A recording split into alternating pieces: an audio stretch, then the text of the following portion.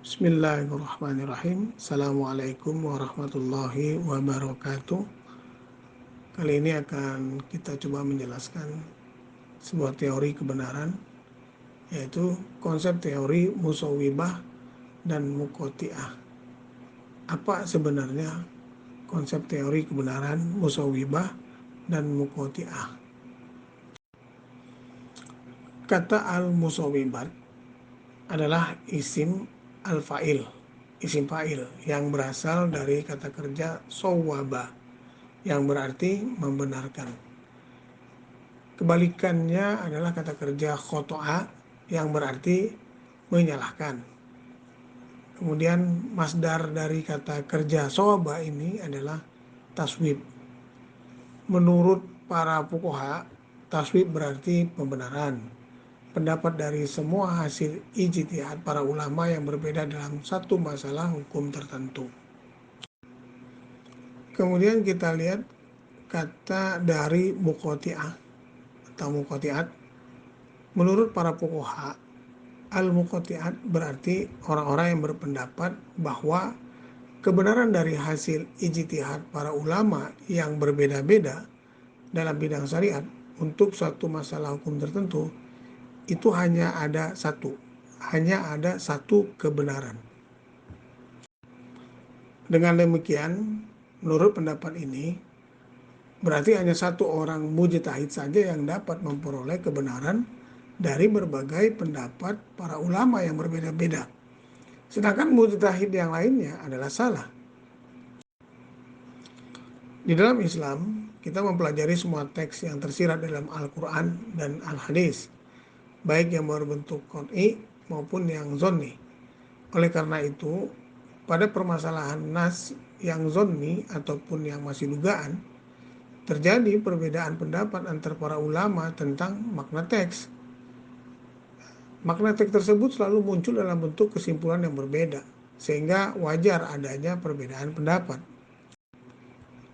Dengan ilmu usul fikih, seseorang juga memperoleh kemampuan untuk memahami ayat-ayat Al-Quran dan hadis-hadis tentang hukum, kemudian melakukan istinbat dari kedua sumber hukum Islam itu.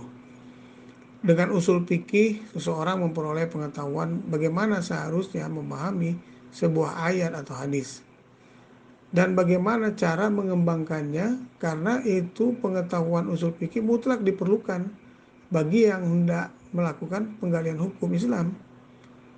Sungguh pun demikian, pengetahuan usul fikih bukan satu-satunya perangkat yang diperlukan dalam istinbat hukum Islam. Selain usul fikih, seseorang harus menguasai ilmu-ilmu lain yang terkait seperti ilmu bahasa Arab, ilmu-ilmu Al-Quran, ilmu-ilmu hadis, dan ilmu-ilmu lainnya yang terkait. Karena itu, integrasi dan interkoneksi usul fikih dan ilmu-ilmu terkait suatu keniscayaan. Menurut Imam Syafi'i, setiap orang yang berbicara berlandaskan Al-Quran dan Al-Sunnah adalah orang yang harus mengikuti aturan. Dan setiap orang yang berbicara tidak berlandaskan Al-Quran dan Al-Sunnah adalah orang yang bingung. Menurut perspektif Barat, pengalaman atau empiris dan akal atau rasio adalah sumber ilmiah. Namun, menurut perspektif Islam, Al-Quran, Al-Sunnah, akal, dan indera adalah sumber ilmu yang berpusat pada iradat Allah.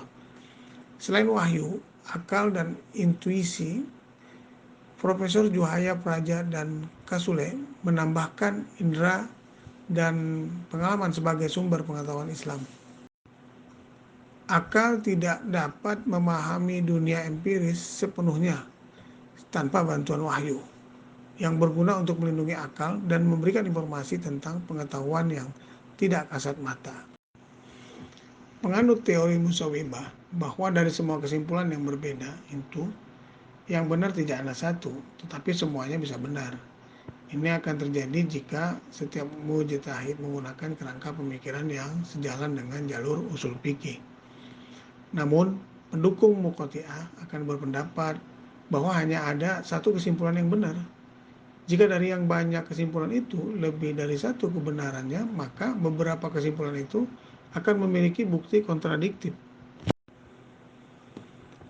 Kita lihat satu dalil contoh dari teori musawwibah, yaitu eh, yang bunyinya qala nabiyyu sallallahu alaihi wasallam lana lamma raja'a minal ahzab la yusalliyan ahadun asra illa fi bani quraidah fa'adraka ba'dahumul asru fit tariq faqala ba'duhum la nusalli hatta natiyaha wa qala ba'duhum bal nusalli lam yurad minna zalik fazukira lin nabi sallallahu alaihi wasallam falam yu'annif wahidan minhum.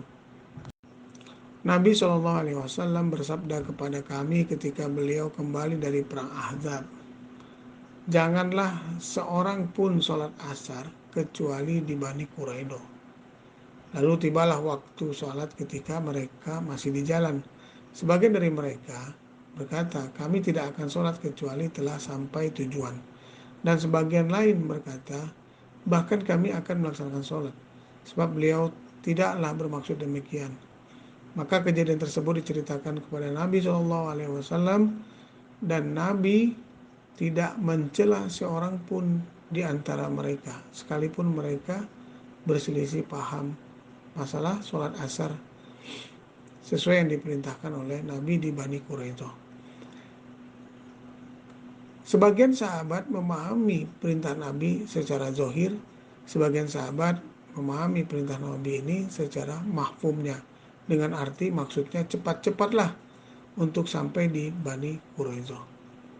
Namun Nabi tidak mencela, tidak menyalahkan di antara mereka yang berselisih paham. Inilah yang kita sebut dengan teori musawwibah. Dan menurut Abu Al-Hasan Al-Karki, setiap mujtahid benar dan kebenaran di sisi Allah Subhanahu wa taala hanya ada satu kebenaran.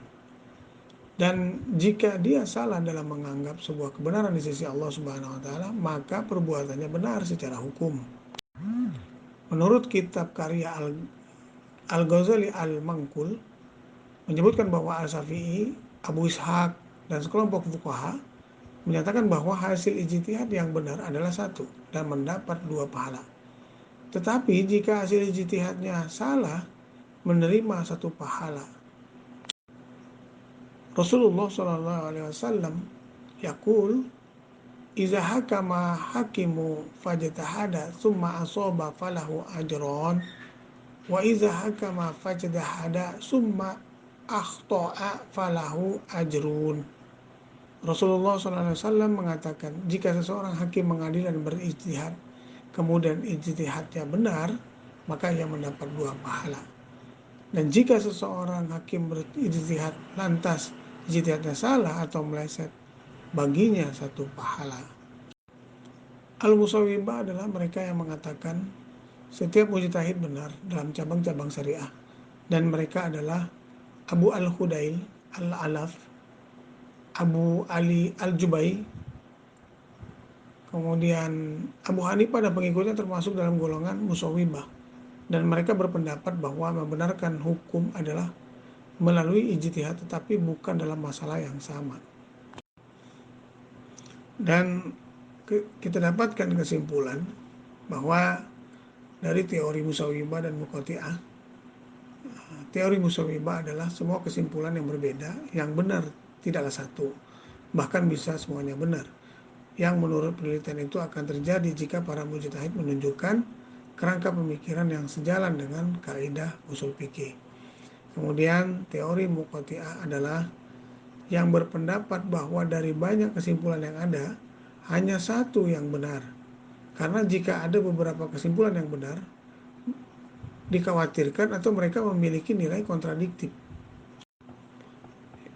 Ya, sehingga finally kita lihat dua teori tersebut. Teori Musawwibah adalah yang benar tidaklah satu, bahkan bisa semua benar. Teori Muqatti'ah adalah hanya satu yang benar.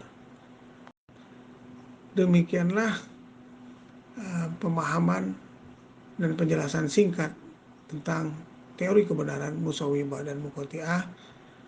Benarnya dari Allah, salahnya dari saya. Wallahu a'lam bishawab. Assalamualaikum warahmatullahi wabarakatuh.